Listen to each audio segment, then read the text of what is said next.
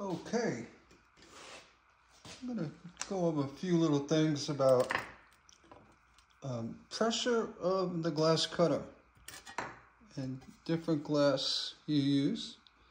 This is a Spectrum White 200 cc. I believe that stands for Corella Classic. I could be wrong. That's what comes to my mind. It has a bumpy texture on the back. I don't know if they still make this. I had it in my old stash. Maybe 20 years now. Let's see. Yeah. Nonetheless, this glass is typically harder to cut because it's white. And I'm going to do a test strip just to get a feel for this glass again. And with this carbide wheel I have, it seems to work pretty well. So maybe it's a bad example. I just pulled this out. I was like, maybe that's hard to cut. It's easy to cut. All right, moving on. We have a white iridized. A lot of times with the iridized glass, you're going to find it a little bit difficult to break through the surface molecules because of the iridized glass. But we're going to try.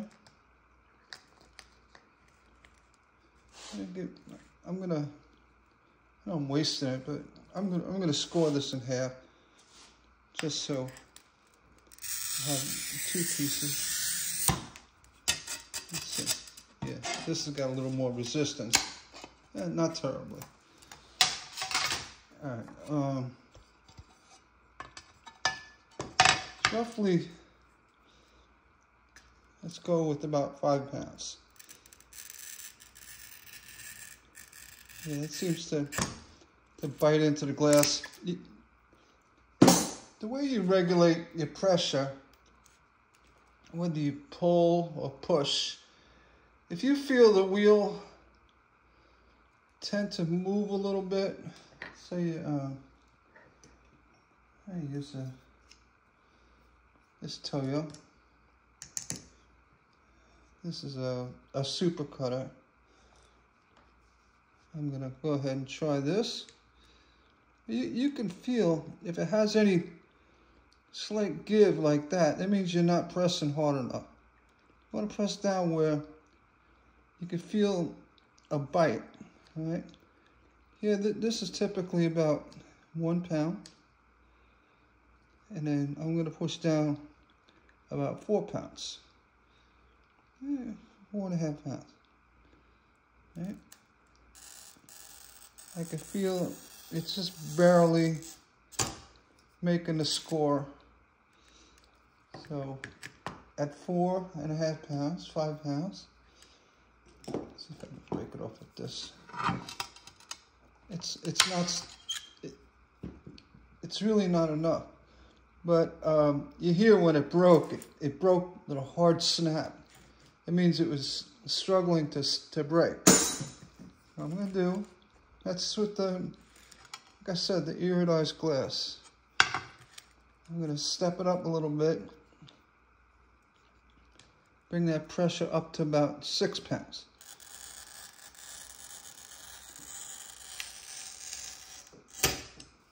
All right.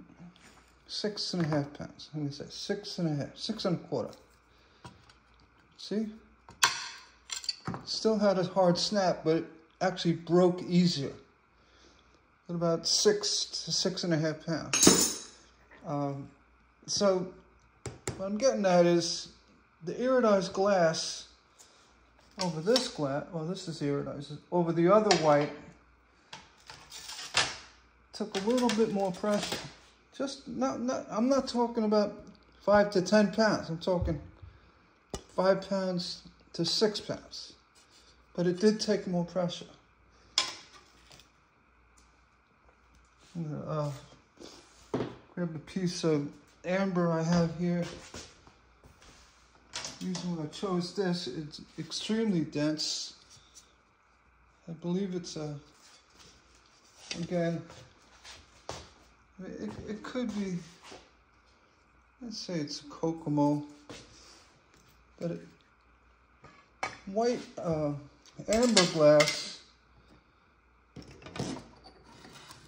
especially if it's dense, will have a little bit more of an issue trying to score through it. And check that one. This actually cuts quite easily, but it's a little unfair to cut with my great hide cutter. So let's bring out what everybody else uses. So go down, about 5 pounds.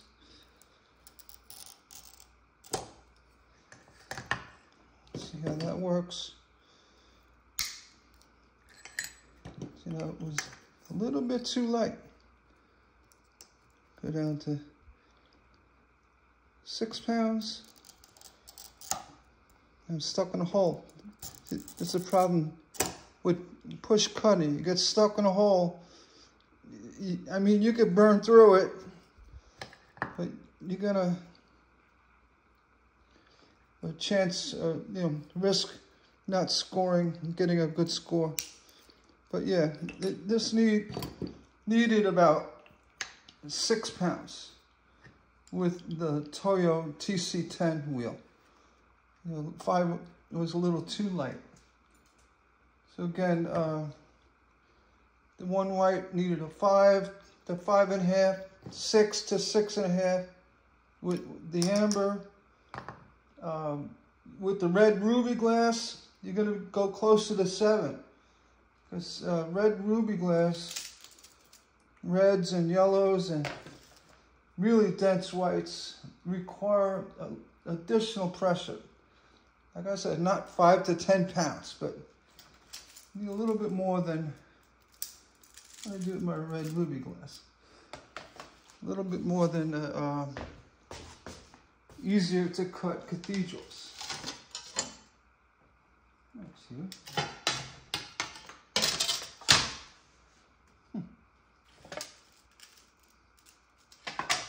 Oh, it's right on top. I'm using this for the poinsettia I'm doing, but I'll just show. My apologies. The camera's gonna smack me back one of these days. With the red ruby glass, you can feel it. It needs about 6.5, 7 pounds. And you can feel that when the cutter is biting into the glass, it wants to have a little bit of a, a jump out of the groove movement. I hope that makes sense. And again, see, we got stuck in a divot here. With draw cutting, you never have an issue with a divot. You just burn right through it.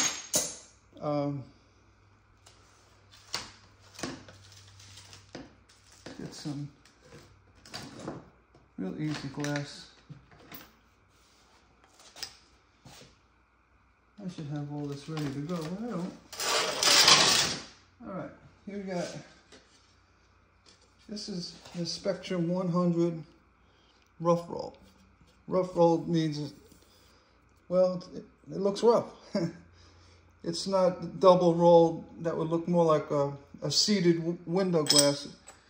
It's got a rough texture to it, which is nice. It works really well. You can see it with borders and what have you. But the point I'm bringing out, it's very easy to cut. So this glass, you don't need 6 to 7 pounds of pressure. You need 4.5 to 5. And as I explained with the Silberschnitz, it drives me nuts. I hear folks saying, oh, all you need to do is depress that wheel. Well, you depress the wheel, that's about a pound. About a pound pressure.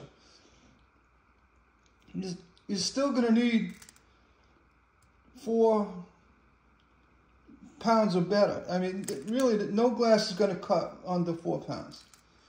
Let's just get that clear. So here I'm going to do a push with the Silberschnitz. Now here we go. I'm going to show you. 1, 2, 3, 4, 4.5, 5 pounds. And I feel the cutter is biting at 5. So let's go to it. I don't want to hit this one. It cut incredibly easy. It's a clear cathedral with the Silberschnitz, cut real easy. And it's going to cut easy with everything. But the bottom line is you don't need a lot of pressure. Same thing with the Toyo. There you go. 1, 2. I'm pushing down. You can't tell. If I had a scale here, you could see what I'm doing. 1, 2, 3, 4. I'm going to go 4.5 here. And you probably, wondering, how do I know it's 4.5? Trust me. See, 4.5, just barely enough to break the rough roll with the Toyo. So what that's telling me, being the TC10 has a 140-degree wheel, you have to press a little harder.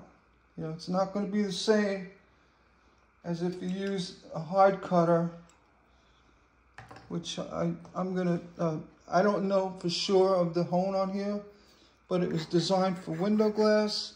It's going to be in the high upper 120s, maybe less. Now, some of the Fletchers are 116. This one, it could be around a 122, but it's a lot sharper than, I can feel it right away. A lot sharper than a Toyo, which is 140. So here with the Toyo, I'm going to put down around 5.5 pounds. And I can feel it now, it's biting in, which is good. So the way you really get a feel for the pressure you need, if you have to do a test score to see what works at what pressure, by all means. But a lot of times, you can put your cutter down. See, gently, you can tell it's not biting. You go into about the average pressure for glass will be consistently around 5 to 7 pounds. So there's no, you can't, it's not bad to say, all right, I'm going to go, well, you notice this clear cathedral, you probably don't need as much pressure as 7 pounds that you would need for the ruby water. So you can go a little lighter, and after cutting, glass, you kind of get the idea of how much pressure you're going to need for specific types of glass. And as well, when you are cutting this glass, you're starting out and you say, all right, ooh, I don't hear it. I don't feel a bite. I'm going to push down a little bit. Oh, there you go. Right now, wish you could see and feel what I'm feeling. But when I pushed down a little bit more, I started feeling a bite. And there's actually some Toyo wheels that have a wheel that will vibrate as it rolls. That'll give you extra cutting advantage. Many people know about that one, but I don't. I mean, this one may be one. I don't know. but the actual wheel itself has little indentations along the bearing. So when the wheel rolls, it's doing like a tap it motion. I can almost feel that with this. I could feel a little vibration. Yeah, actually I can feel a little, you know, vibration when I push it. So that may just as well be one of those tap it type wheels. I don't know. I mean, so I don't like to say things I don't know for sure, but it sure feels like it. So when I use this, it's nice and smooth. There's no tapping. As well, there's a lot stronger bite into the glass. That's just the nature of this hone on this wheel, on the hard cutter. That's why I use it. Works good for white glass, the ruby glass. The Toyo wheels, they'll work better for softer antique type glass, you know, like your Yokoganis or Spectrums with two-part colors in it, and that don't require a lot of pressure. But for the most part, let's see, you want to be able to, you know, get a feel for what you're cutting and go with that. So it's like you get used to something and you know what works for you. But for the most part, the pressure of cutting is very important. It does matter. And I don't have any Baroque. I thought I had some red Baroque. I was going to pull that out and show when you're cutting Baroque glass. Put that over there. Move that out of the way. This isn't Baroque. This is just a regular Wismac or something. You cut through the clear part of Baroque and then you hit the color. Excuse me. When you do hit the color part of the glass, where you see the swirls, you're going to have to add a little bit more pressure to break through that density. So the one pressure through is not going to do it. Unless you're cutting straight cuts, you get away with it. But if you're cutting shapes and you're using a red Baroque or black Baroque or, you know, even a white. I've seen a white, it can be very difficult to cut. All the Baroques, because it also has a, you know, it has grooves in the glass, which can be very difficult, especially if you're a push cutter.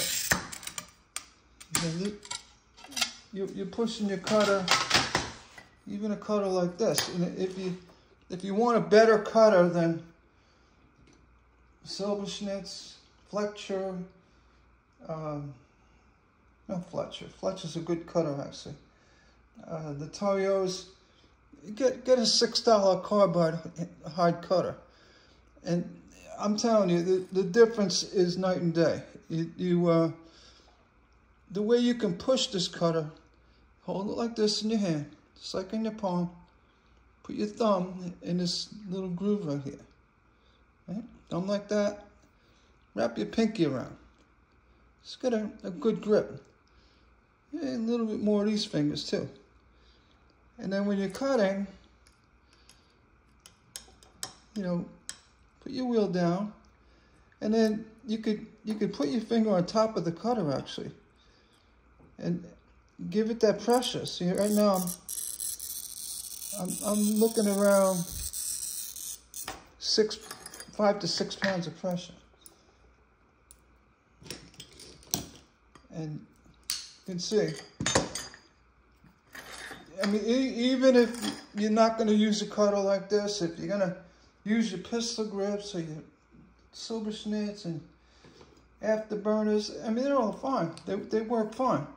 But get yourself this cutter just for self-knowledge, entertainment back, purposes. Just get it to see how glass reacts between the two type of wheels. I highly recommend that. It's going to put you in a better place success-wise, all right? And again, if you ever consider being a draw cutter like I am, and I'll explain a million times if I have to why it's better to draw, because the pressure of the cutter this way and the forward motion of scoring gives better kinetic energy to the glass, and as well allows you to control the cutter. Over pushing, you can push down like this, but you're not going to get that same kind of control. And if you do hit a divot, there's a good one right here, you're still going to have an issue with trying to push through it. Whereas with drawing, and you can see the really nasty, it's like a mountain range right here. With draw cutting, I'll do it right here, and I'll go through a hole. You go right through it, because the kinetic energy allows you to have that physics and control to burn right through it. I mean, you'll never understand that, actually experience what I'm saying, other than my video or doing it yourself. If you are a push cutter, and I got a push cutter, you see that same divot mountain range, and you start pushing, you get to it, you see the cutter wants to skip and have issues moving forward. What happens, you lose control of what you're trying to score. You end up getting a weak score. You can see I had to use that. I wouldn't cut my finger. Well, also this is not as sharp cutter as this, so it will be weaker, and I mean it will be harder. See, this is hard to break, just because the cutter has a different angle on it.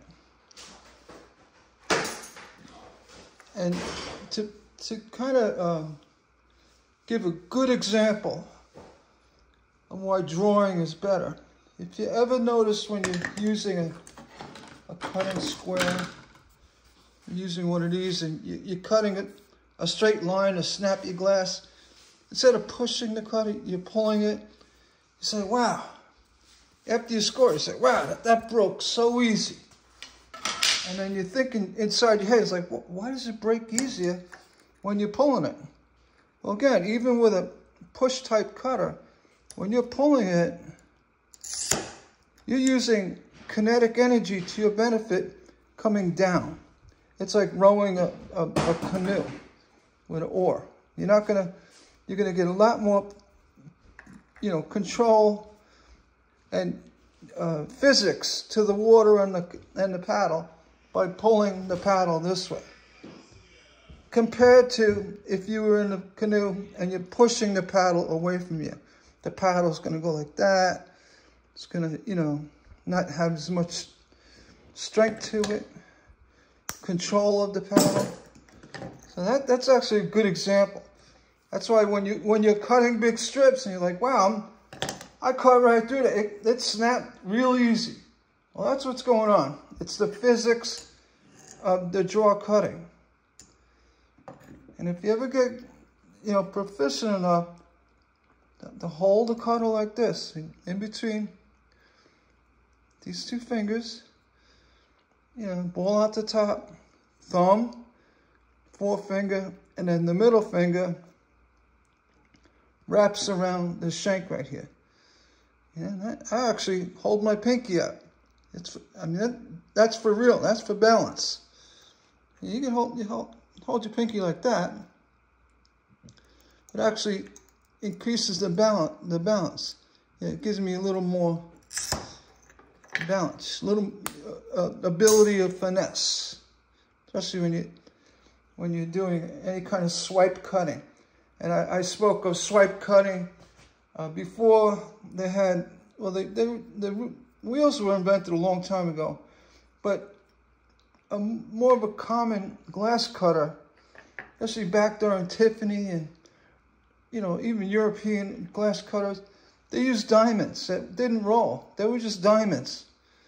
And the idea to cut, everything was done like that, swipe, you know, and the speed of the score has no difference. And I hear other people say, oh, it's not a race. Well, you know what? If you're going to swipe cut, you want pressure and you want a good swipe. It's like if this was a diamond cutter, that's what you want. You're not going to, I mean, you could cut slow with a diamond too. You're better off swiping. You know, if you got a curve, it would be like, you know, let me curve here like this, you know, swipe like this, swipe. So it's all done, you know, swipe cutting. This is not a good term to use, swipe. I'm using it. And that's the thing about cutting. You can't swipe this way. You can't push and swipe. Pulling, just with my wrist, go swipe, cut right through it. And you see me doing that with the poinsettia. I'll cut and I'll cut quick. It's like a good swipe of the cutter. Right? So in conclusion, yes, different cutting wheels matter. The honing, the sharpness, the style of cutting, all of that matters. But also what matters is different glass requires different pressures. You know, and you'll find that the reds, the whites, the pinks, the very dense pinks especially, they're very difficult to cut. Even the ambers, you know, some of the honey-colored ambers that have a lot of density in it, they're difficult. So you're going to need a little bit more pressure. You know, it's a fallacy that you use the same pressure on all glass. It's just not true. Right? And I prove it. You know, and you can trust my opinion on that. And it is an opinion. But an opinion based on, I literally traveled around the world at least once or twice with one of these cutters. Literally. So much I've cut glass. I've seen every type of glass. Even drapery glass. So you can't cut like that. You gotta swipe, swipe. You know, white drapery glass. And so yeah, I do have an opinion on all this, but it's based on a lot of cutting experience. You know, you could say I've been there and done that. And you know, I'll end the debate again. I mean, if it's not for you, draw cutting with a hand cutter, all right, you'll get by. You'll make your glass. You'll use the grinder. I cut stuff, and I cut this yesterday. I cut stuff like that, one and done, no grinder. Go right to foil or lead if you're doing lead. I don't have to make it fit. I mean, with a hand cutter and the accuracy. I mean, I'm literally doing, when I'm cutting like this, the wheel twisting like that is using pinpoint accuracy to the pattern. I'm not just getting close and grinding it out what I need to grind. I am literally cutting to every little contour of that pattern. So you see me shaking.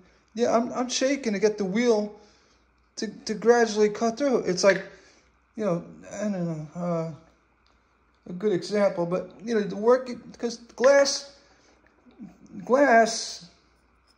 if you put it under a microscope, it'll have like a wood grain to it almost. It's float glass, you know, it's floated, but there will be a certain graining to it. and some more than others. There's like a texture to it. So a little bit of shaking it through gets you through those little bumps and divots. And they're very small ones, not like big mountain ranges like this, but they're very small. So a little bit of a shake will get you through it. I don't shake. I'm old, but I don't shake. But that's my shaking. It's not because I'm pressing hard either. It's an intentional thing. If I'm cutting big windows where I just have large pieces like this, you won't see the shaking. You'll see the shaking when I'm trying to cut intricate little ins and outs and ups and downs with water glass or something else. So I make sure I'm right exactly to the pattern. I mean, you're working without a grinder, you can't be off. You have to be right to the pattern. There's no close. It's like, it's just one fit, perfect. All right. Yeah, and the Cobalt, get one of these too. It has a very similar wheel to the High. If you have issues cutting very dense glass, try the Cobalt. I mean, I didn't show it lately, but I'll tell you, this cutter, it goes right through it.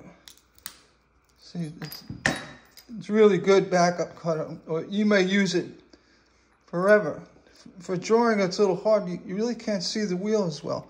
You can, but this is more of a strip cutter. If you want to do template cutting in a wheel like this, a cutter like that, you could bend it slightly back, and I could see that wheel. This is on the camera. What you see with this video, is my vision. All right, so that's another myth or fallacy. Oh, you cut like that. You can't see what you're cutting. Right? How can I not? I mean, I cut thousands and thousands of lamps, and how can you say I can't see the wheel? I mean, how can you even say that? Anyway, they do. They say that, and they're like, it just, let's just like, there's no other way. You got to push and this and that, and you got to grind, and all of the gathers and the techniques that are solidified on ignorance. That's what I'm going to say. And I hate busting on people, but if you're not sure of why things are done a certain way, maybe kind of look into it. You see me cutting like that. You say you can't see. How can you literally say, oh, you pull cut it, you can't pull cut, you can't see the cutting? How can you say that when you see the stuff I make? How can you say that? And I tell you, and I give you at least 4 good reasons why pulling's better. Accuracy, kinetic energy, consistent pressure, and burning through the divots and bumps with control. It's just, and you could see, and it's easier. I cut a piece like that, I can break it. The cutter goes right in my hand. So I call it a hand cutter. Like that, flip it down. I come from a production studio where we literally cut patterns like this here. For lamps and windows. And we typically cut a pattern like that. I'll show you again. A pattern like that between 60 and 80 an hour. Sometimes even quicker. You take a simpler pattern like this, hey, you're talking 200 to 300 pieces an hour. Perfect, accurate, right to the intended shape, size, and everything, dimension, without a grinder. So I take it extremely personal when people say you can't cut drawing. What are you talking about? All right. With that, this video I'm going to shut down, and I hope I helped answer a few questions about different pressure of scoring on glass? Yes, there is different pressure. Sometimes different pressure in one piece of glass. So keep that in mind. Like Baroque, yeah, it's a perfect example. You can have light pressure or lighter on the clear areas, and then when you hit the color swirls, you're going to need a little bit extra. You can easily regulate that with a push cutter. It's a matter of pushing down a little bit. With that, have a nice day, and hit that, what's that, little join button. If you join my channel, there's some amazing perks, and I'm not kidding. And the more members I get, the bigger the perks. So, you know, right there, a little join button right there. Or hit the subscribe, hit my Holy Spirit window to subscribe to my channel.